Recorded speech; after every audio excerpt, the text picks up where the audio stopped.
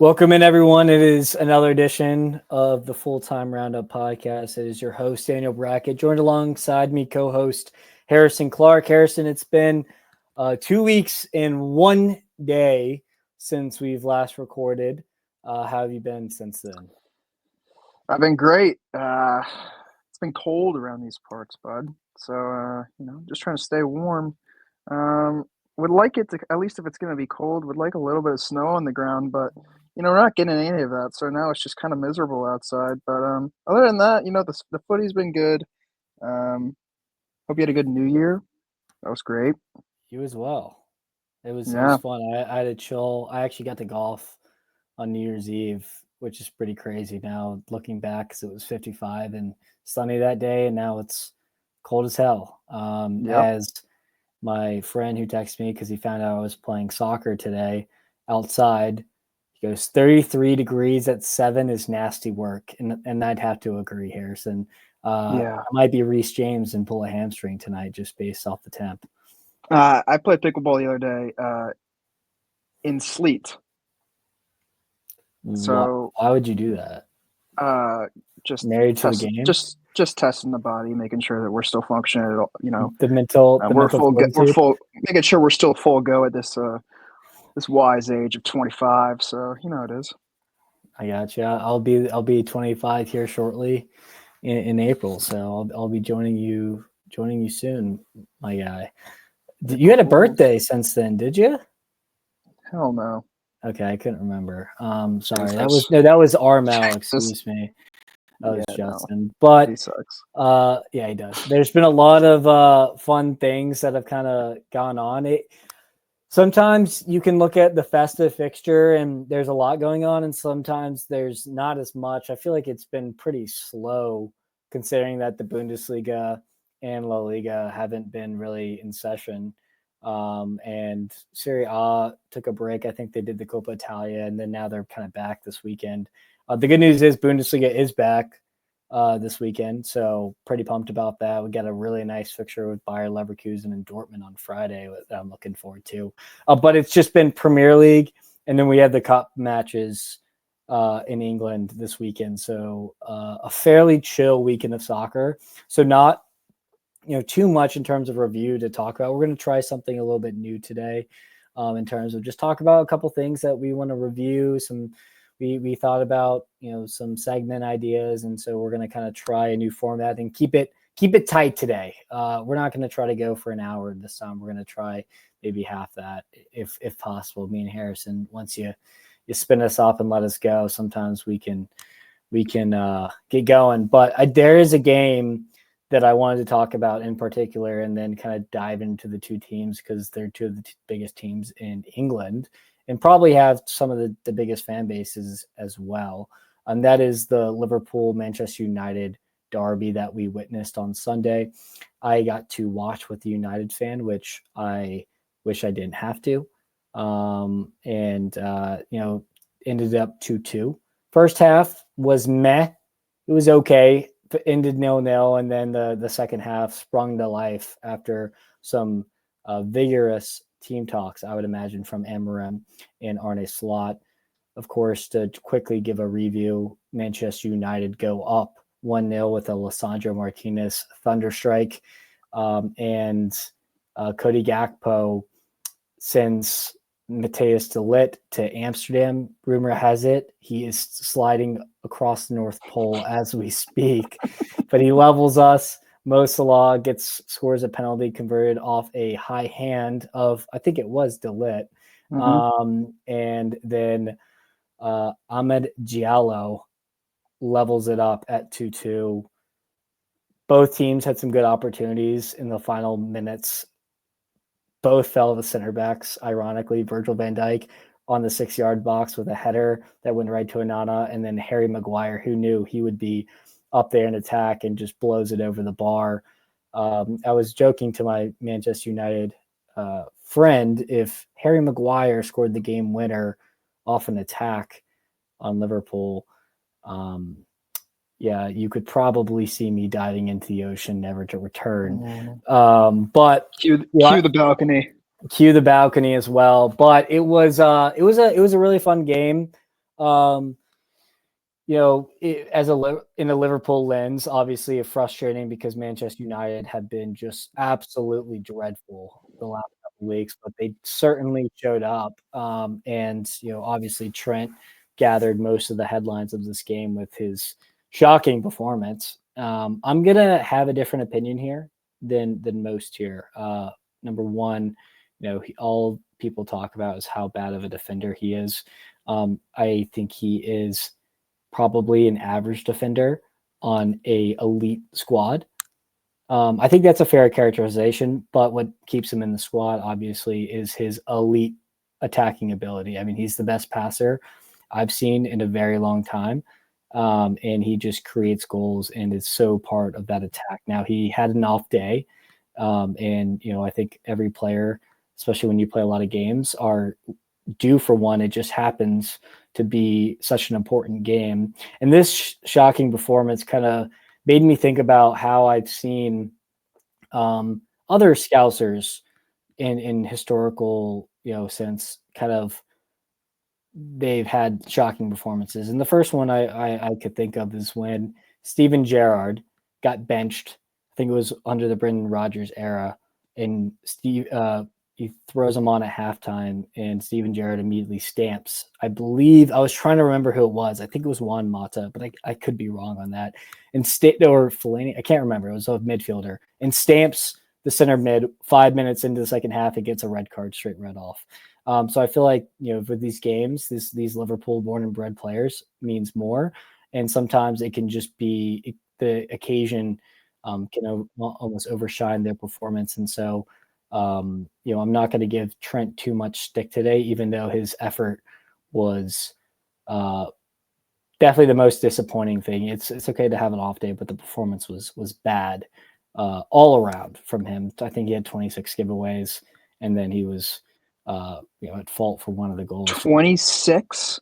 I saw something about 26, just time possessions lost or something. He was trying all these passes that usually work off, and it just was not working against the Manchester United low block by any means. Just a terrible day at the office. And, he's a human, and this happens. But I think really what it shows is I think this contract hold thing is really affecting him. As you can see in his attitude. And I think that, I saw a report that, he has told his advisors to figure this out ASAP, because when you have a contract negotiation with your boyhood club hanging over your head, and then you also have a move to Madrid on your mind, that can make, these players have to be focused. And I don't think he's exactly focused right now. So I don't really expect him to play against Spurs, to be quite honest. But yeah, Liverpool's defense looked frail. And Ibu and Verge can only make our back line look so good when you have weaknesses at the fullback position. Robertson at fault for one, didn't get goal side on Diallo's goal, and Trent with the effort. So that obviously sucks. Connor Bradley came in, and immediately we looked a little bit better defensively. So there's that. But Liverpool just lacked the cutting edge. In terms of the final third, that final pass just wasn't there. But I also want to applaud it, United's back line and their low block that they would set up when Liverpool were having a lot of possession. They were very hard to break down, and they played like a team. And they got praise for playing like a team. It's like, guys, like this should happen every single week. Are we really going to praise a team for playing together? But that's kind of some of my thoughts in terms of the game. Yeah, I mean, I think that we got to give credit where credit's due for United. I mean, pulling out any sort of result in Anfield is impressive. Yep. Big props, I think. I think Harry Maguire actually has been one of the few guys under Amarim who's been really solid. Contract on the way. That's what I'm saying. And I think he's earned that. He's continually for the past few years just been the subject of just United fans bickering and all this bullshit coming at Harry Maguire, and I don't think all of it is necessary. I think he's actually been pretty solid, and he's been good whenever he's played for England as well. So he's a subject of a lot of unnecessary criticism, I think. So I think it's deserved for him, even though, man, what an opportunity he had to fucking win the game at the end there. Heart and mouth Just moment. My heart yeah, rate you was just see. jacked. I mean, oh Nana drops to his knees, and I'm like, all right, bro. But yeah, I mean Liverpool like still in a good spot. Were you 7 points clear right now? Yeah, I think yes, or seven. Yeah, seven sounds 6 or right. But 7. still in a very good spot.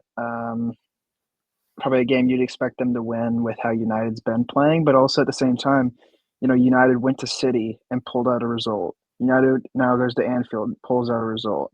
They have played okay against the top teams, which is so weird because then they'll come back to Old Trafford and play like absolute dog shit. So I don't know. I think it's just a culture thing with United, the inability to get up for every single game. And it's something they'll continue to have to work on going into the off season, and maybe into the transfer window. But I don't know. They've kind of said that they don't really plan on doing much of the transfer window, so I don't exactly know what the hell's going on. But you guys are still in a pretty good spot. You guys, I mean, it's a little blip. Trent had a tough moment. Um, other than that, I mean, a really fun second half. Well, the good news is Liverpool get to kind of beat out their frustration on Spurs tomorrow, which I think could get ugly in the cup. And then Manchester United will be playing Arsenal in the FA Cup third round.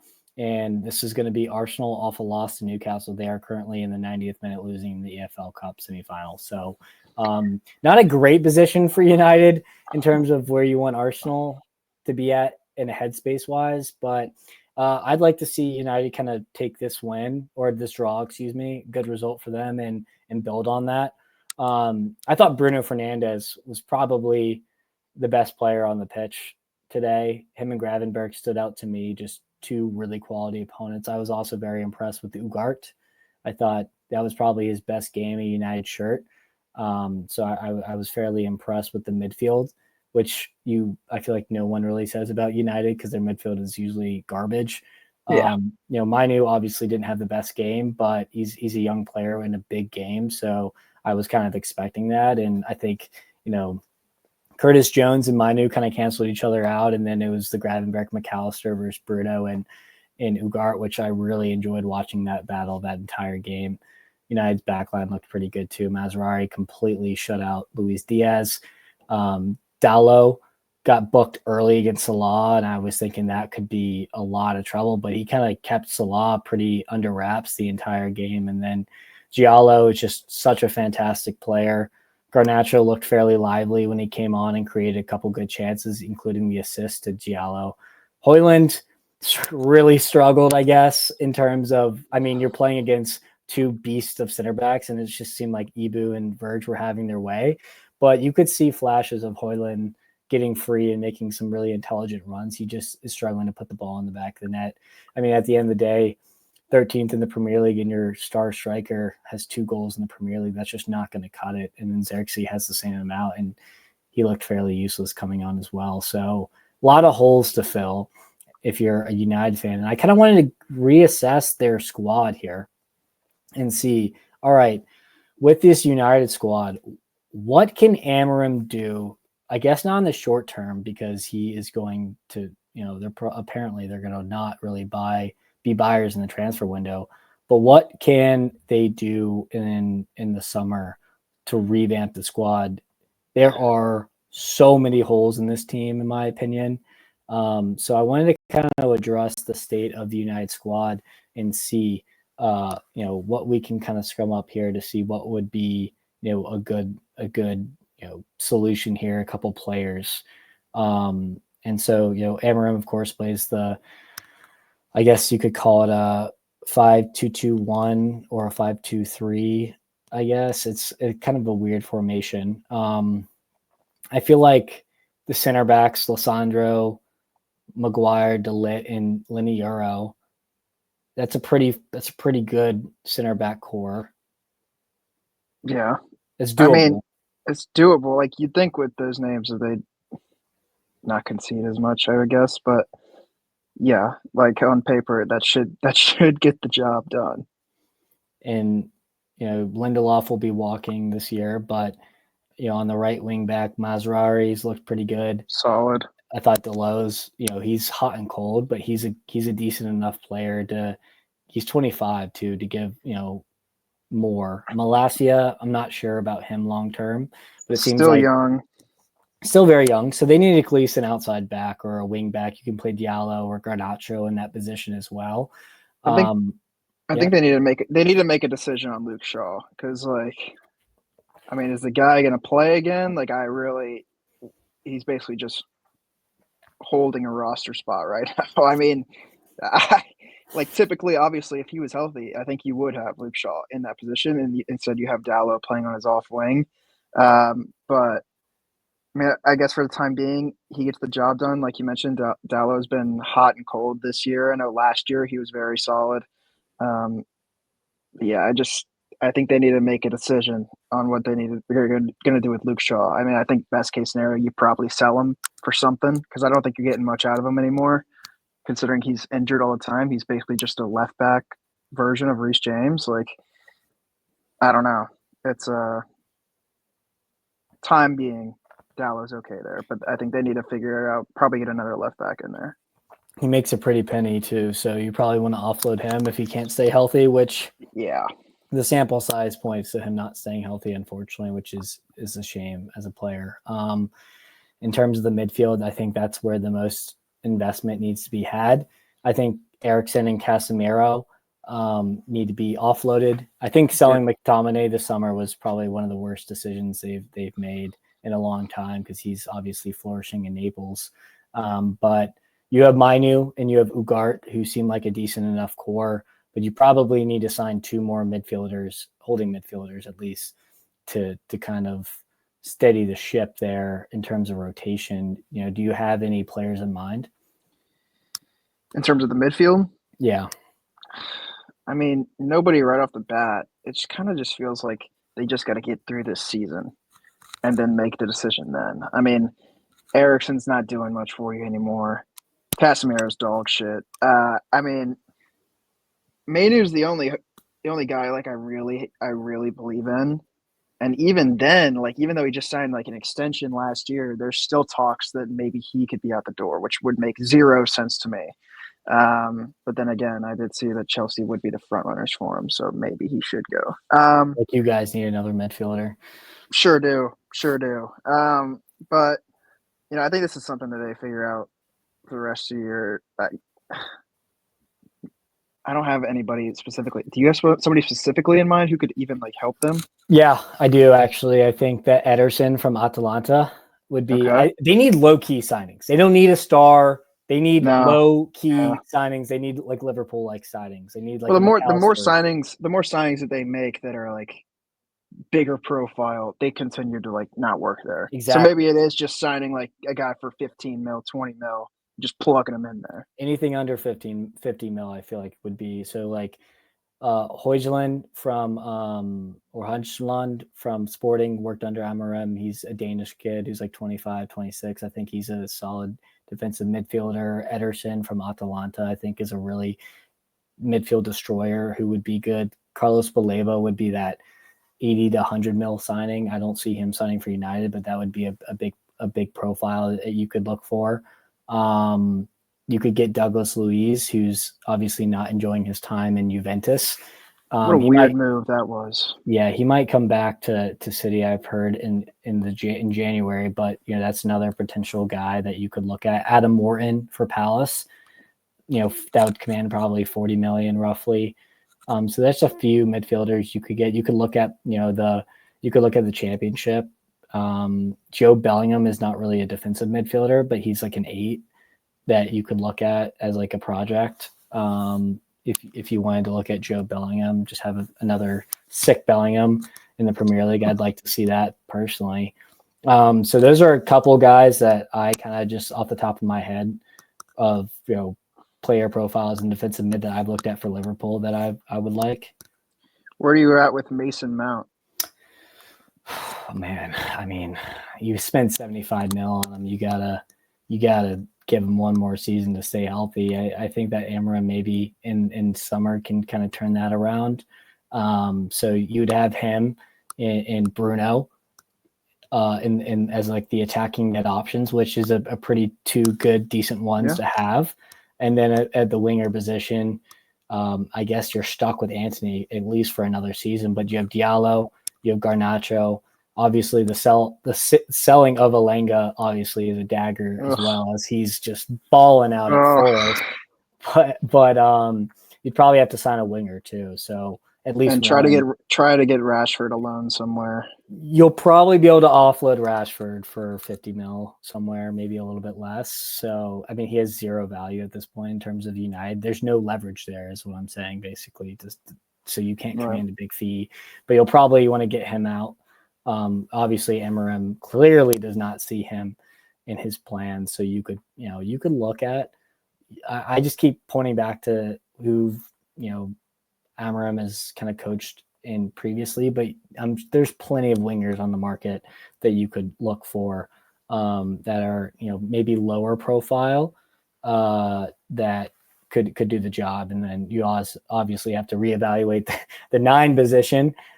You probably keep Højlund, you probably loan Xerxes out, and you sign a backup striker. Who you decide to go with, that is an excellent $1 million question. I don't think you're going to be able to pull Gyökeres at this point, but we'll have to see. So lots of. I got a name. Shoot. They should go for Christopher Nkunku. Christopher Nkunku. Not getting too much burn at Chelsea.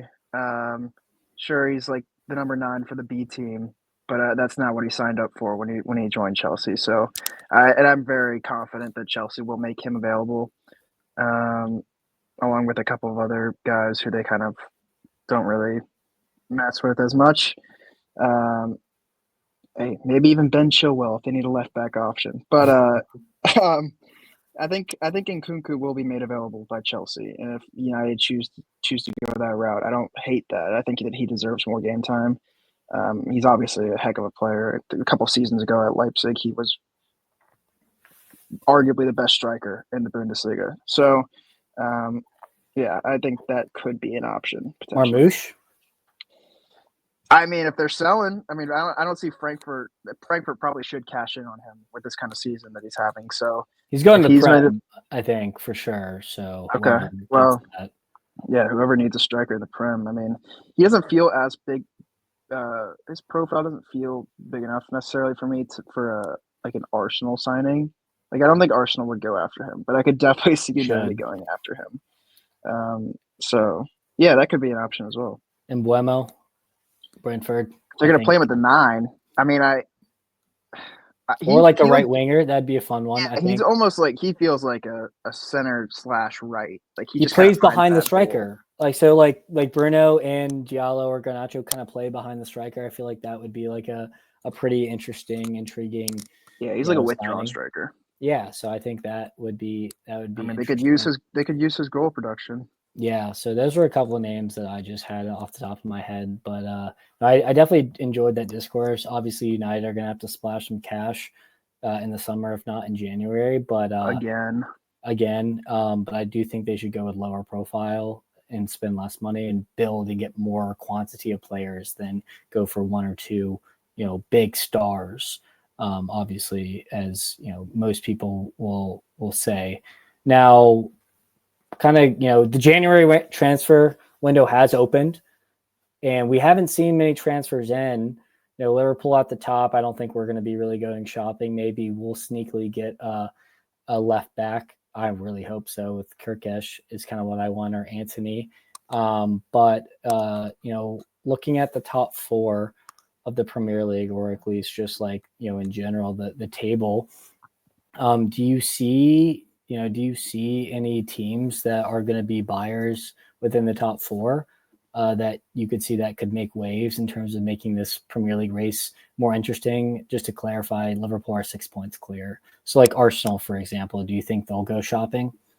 I mean, we've been talking about it for a while. Like, I still think they need a striker. I think they need a winger, arguably just as bad. They probably do too, considering Saka's injury. They probably do need another winger. And my man Raheem Sterling's not getting any burn whatsoever. So if they believe that much in Trossard and Martinelli to get the job done, then So be it. I think they need at least another attacking option. Because Kai Havertz doesn't do it for me either. And their only goal is really that they score off set pieces, and their center backs are close to their top goal scorers on their team. So, yeah, I could see them if they make a move for a 9, one that'll fit into Arteta's system. I think that would do them wonders for the second half of the season.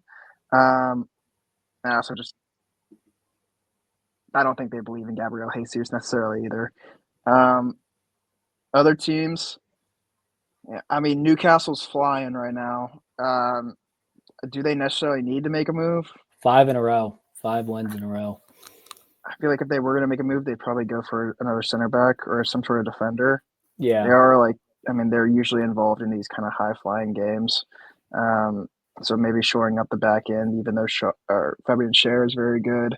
I like Lewis Hall a lot at left back, I obviously, do. former Chelsea guy. Yeah. Other Their midfield's teams, good, so like, and their attack is solid. So like Harvey Barnes, the fact that Jacob Murphy's starting over Harvey Barnes is crazy to me. But to be fair to Jacob Murphy, he's balling, so it's like it's hard. But I think other than center back is like the biggest position of need for Newcastle. I also don't see Forest really making any signings. The one thing I will say about Forest, because obviously they've just been on a generational run, being third at level with Arsenal at 40 points, which is ridiculous, and 4 points clear of Chelsea, which is crazy to even say that. Now, if they keep on doing what they're doing, they probably need to sign a couple guys just to prepare for that depth of what Champions League or Europa League is for going sure. to command. So I wouldn't mind them making a few signings in terms of just to make sure these players are going to hit the ground running next year in Europe if that their form continues. I don't see them. I mean, with European football, it goes all the way to 7th, I believe, and so they're 7 points clear of Bournemouth in 7th. So I mean, that's not that many points enough where, crazier things have happened in terms of they could, start to lose a couple games. They did have a nice win against Wolves. Wolves dominated the game, and they just were more clinical with Chris Wood at the top. I know they're looking at a striker, but they could shore up a little bit here and there, specifically in the midfield. But then you think about Danilo not even playing a minute of football. The defense looks solid. Like, I don't really see Forest being any buyers at this point. No, I think with what they have going on right now, they should just ride this momentum with this team. Just kind of feels special with the group that they have. It does. You think City make it? I mean, City big time. That's the biggest buyers, in my opinion, in the Premier League this window. They got to go for a midfielder. Got to, have to. I think Douglas Luiz is that profile, at least on a loan with obligation to buy.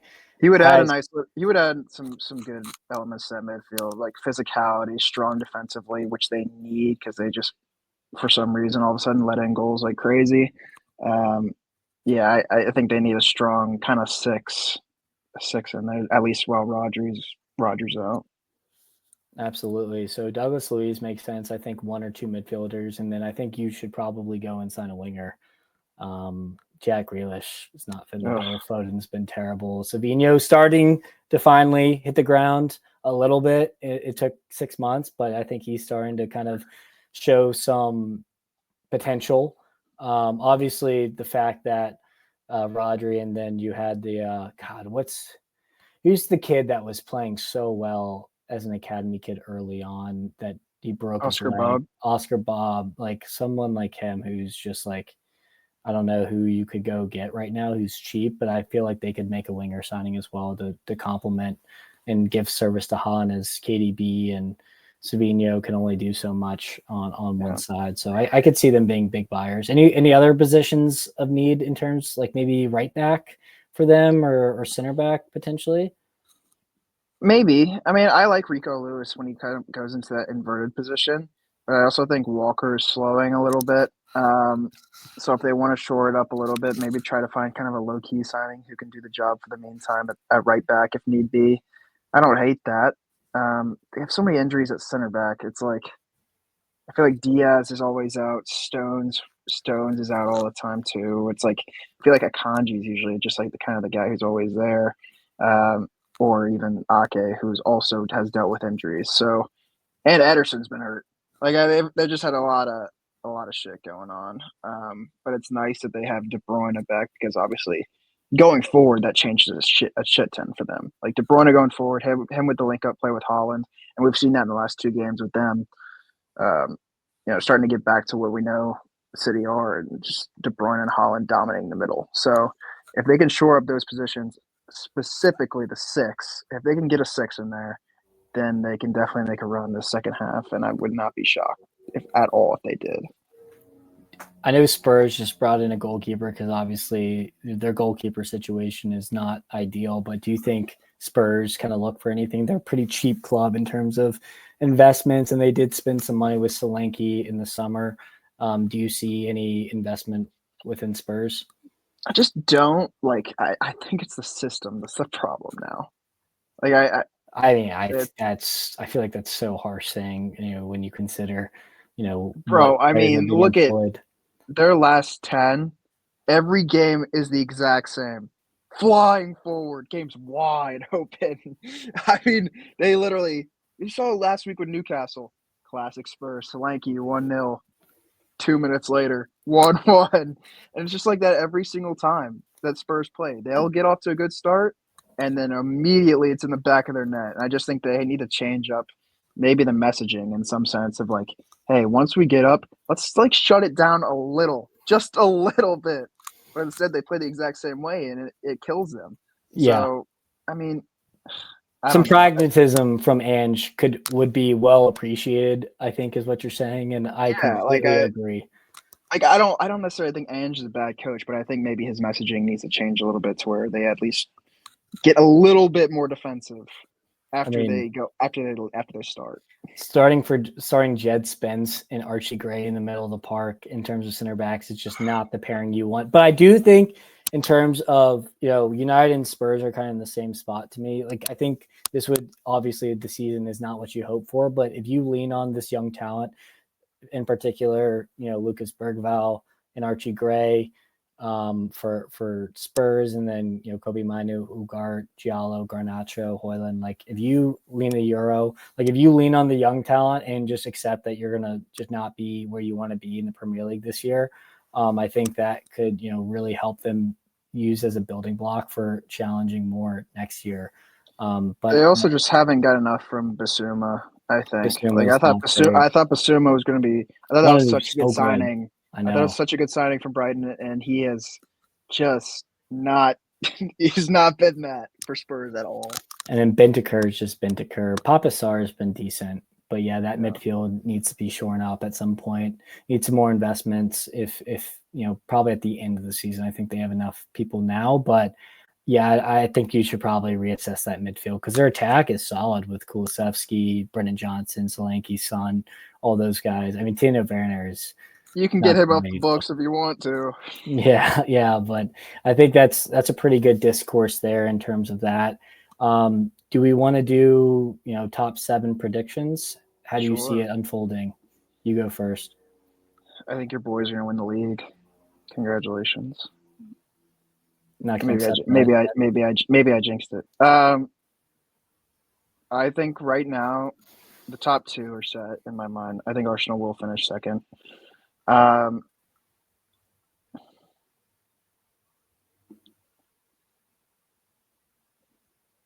Do I think that Forest will finish top 4? There's still 18 games to go. I'm going to say Chelsea 3, Forest 4, City 5.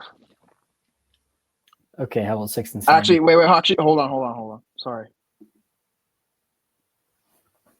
Chelsea 3, Forest 4, Newcastle 5, City 6. And who's at 7? Does Aston Villa, Bournemouth, Fulham, Brighton, Brentford? I'll ride Bournemouth. I like Areola a lot. Okay, I'm going to say Liverpool first, Arsenal second, Chelsea third, City fourth, Newcastle fifth, Forest sixth, Bournemouth seventh. So a little shake-up, but I think the top 7 stay the top 7. I just think Aston Villa and Fulham are going to be right pushing for that 7-6 spot if anyone really slacks and they're, a bull case in terms of buy if you're sleeping on one of those teams. I can't see. I think City are really going to buy in the summer or in the January window, and they're going to do the classic January where they just go and they put a bunch of games together at this point, and maybe they aren't able to sneak up into fourth, but I think they'll at least be fifth or fourth. I'm not going to bet against Guardiola here, and I think they should be able to secure Champions League football. Last thing I wanted to kind of talk about today, so we're going to do Coppa Italia review, or the Super Copa, whatever the Saudi, Coppa Italia that we just watched. So weird. It's weird. It's kind of confusing to me, honestly. But let me get the exact name for it. The Italian Super Cup. So, obviously, right before AC Milan move on from Paulo Fonseca, we've kind of guessed that he would be sacked at some point. Finally, it happened. We can argue if that was meant to be or not. I'm going to say that was a good thing based off the hire. They signed Sergio Coceicao from Porto, who I love. Good hire. I love that. Love that. And, they go and yes, did they win against Juventus pretty lackadaisically? For sure. I mean, it took one of the most hilarious own goals from Gatti. But Pulisic and Musa are the guys that get them to the final, and then Pulisic basically put them on his back. He wins the game basically for them with the second goal, and then the beautiful setup for Leao to square it across for a tap in for Tammy Abraham. So that Milan Juventus game I think really got them confidence, as Inter beat Atalanta pretty handily. I'd say it got kind of sketchy at the end of the game. But when you were looking at this matchup from Inter versus AC Milan, I mean, obviously, I'm sure the betting odds were highly in Inter's favor. They do score first, and Milan looked very dead. And then Theo Hernandez scores a beautiful low free kick. They get some black magic in terms of just like somehow Magnan is able to save one off the line. Inter miss a couple really big opportunities in the second half, and then Milan just show no quit. Pulisic levels them, and then in the last minutes of the game, Milan completely collapse, and AC Milan are able to get the win. I think that's this is a trophy that you can debate about its validity, but I think this is going to really help AC Milan, that is, in the table. They currently sit 8th place. They are from Lazio, who are in 4th. They are 8 points back. I think they could make up some ground as they're behind Bologna, Fiorentina, Juventus, and Lazio. I think that their story is not over. I don't know if UCL is attainable, but I do think that they can still push for Europa or Europa Conference League. And I'm really excited to see what Sergio Coceicao does. Also, there was a stat about how many managers Pulisic's played under in his young career, and it was I think it was double digits at this point.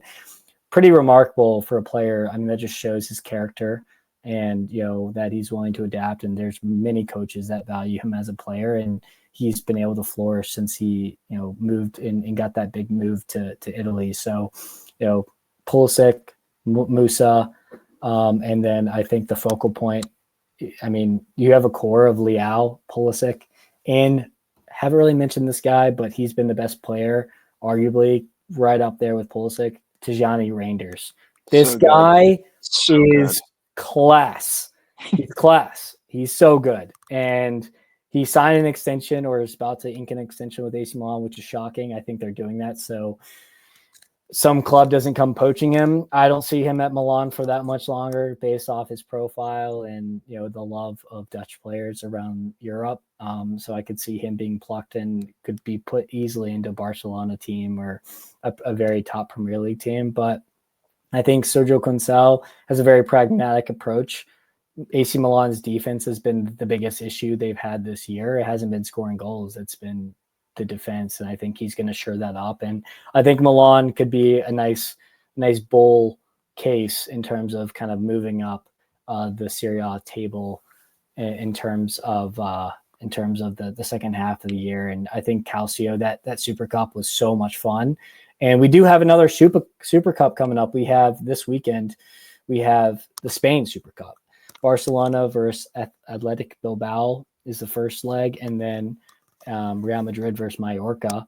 So I'm imagining Real Madrid beat Mallorca, and it'll be a Barcelona El Clasico or Athletic Bilbao final. So I think that would be a really fun game. England has cup games and Bundesliga's back, so definitely look out for that. But I think we could see a really fun final there. I think that's on Sunday or Monday of next week. Do you have any predictions on who's going to hoist that trophy? Well, I expect a Clasico. You expect a Clasico? That's my full expectation. I think Bilbao is going to be tough. I mean, they will be. And this is they're always tough, regardless if they play in the top 4 of Spain. It's always a tough game. But I think Barcelona could use a trophy right now. They could. With how their season started and how it's been going recently, I think a trophy would inject a lot of life back into them.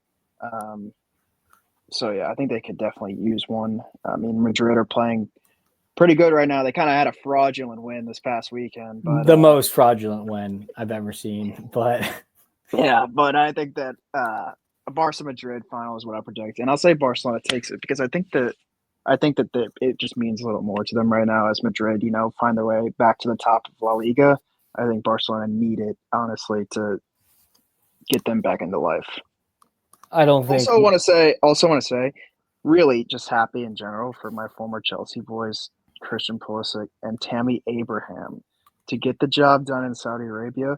To be honest, never really realized that Tammy Abraham was on AC Milan. Have not heard a word. Injured for a while. I know. Yeah, he's been injured. But I mean, he went off to Roma, and then he was. So, I mean, happy for Tammy to get back involved and get a trophy for the fellas. I said before the year I thought AC Milan were going to be good. It's been really disappointing. And also Alvaro Morata, ghost. Yeah, my man just has not been. He hasn't done a thing, and I thought he was going to be a huge signing for them before the year, especially coming off his Euros. But yeah, happy for the Chelsea boys. I think with Sergio Coceicao, he might get back to his best, and you have the two-head snake of Tammy or Alvaro Morata riding the best form, and Leao and Pulisic are a shoe-in with Rangers behind, so you at least have shored up that attack, and then Fofana has been a pretty good signing for them. I think the defense is the biggest part of Milan that needs to be fixed, and I think that's going to be handled. Can you imagine Rangers in the midfield with a Ryan Gravenberch, with the Dutch connection with Slot at the helm? It'd have to incorporate. They'd have to sit in front of McAllister as well. So Correct. You'd be duking out between Curtis Jones, Szoboszlai, and Reinders. I think Reinders beats both of those players out. Not a position of need because we also have Harvey Elliott. But I'm well aware. I just had the thought in my mind. But that does keep me up at night sometimes. I'm not gonna lie. I think he could be a really good player at Arsenal, though. I think he could be fantastic at United. Or scarily, he could be the player to replace De Bruyne if we're thinking just the Premier League. I'd like to see him maybe in a Madrid or Barcelona kit as well. But yeah, going back to the Spain Super Cup, I think that the winner will be between whoever wins the game between Barcelona and Athletic Bilbao.